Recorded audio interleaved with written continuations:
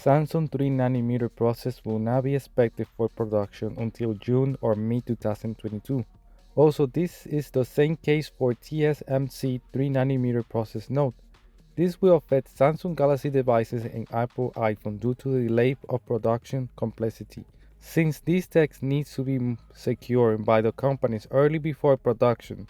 So the 3nm process node will not be available for the S22 and so the 3nm process node will not be available for the S22 series and probably not the iPhone 14 series. So that means Samsung and Apple devices will keep the same 5nm chip as before. There is a chance Apple did the same for the iPhone 12 A Bionic on a 5nm chip and used the improved 5nm version on the iPhone 13 A Bionic chipset. This is not guaranteed. They could use the new 4nm process node available by the end of this year 2021. Also, you have to keep in mind that companies like Samsung and Apple have a history of selling devices and have learned a new strategy for the current situation that we are facing right now. And consumers will keep buying smartphones with the same price as the year before.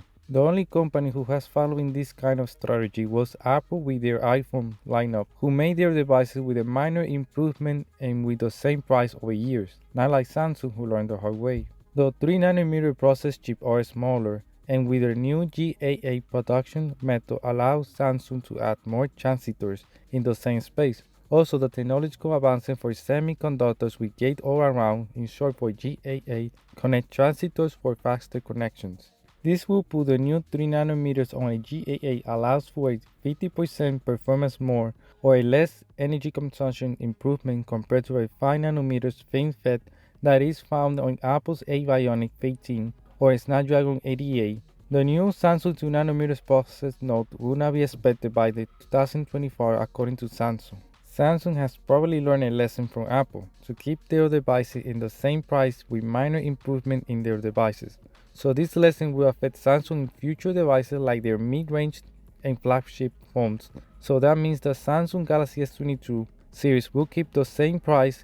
A report from TechManiacs, a decent track leaker, mentioned the S22 series will keep the same price with improvement. The S22 Ultra will keep the same specs just like the 6.8 display at 1440p resolution, a 108 megapixel camera sensor, the 5000 mAh battery, and the next generation of Snapdragon 898 and the Exynos 2200 processor depending on the country you live in. The new changes on the S22 Ultra are a brighter display at a peak of 1800 nits with HDR. This is higher than the S21 Ultra with a peak of 1500 nits compared to Apple iPhone 13 Pro Max at a peak of 1200 nits.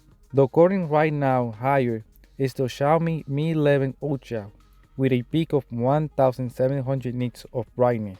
Samsung is behind in charging speed compared to their Chinese Android makers. Samsung is bringing back the 45-watt charger that we first saw in the S20 series, even though the rumor mentioned that Samsung for a while has been developing a 65-watt charger. But we don't know when Samsung is launching this 65-watt charger. Similarly, the S22 Plus will come with a 45-watt compatibility. Samsung S22 Ultra will have the second generation of a 108 megapixels camera sensor that has been improved to a wider aperture and brighter lens on top of it. Also, improvement in the image stabilization by 48% shake reduction compared to last year.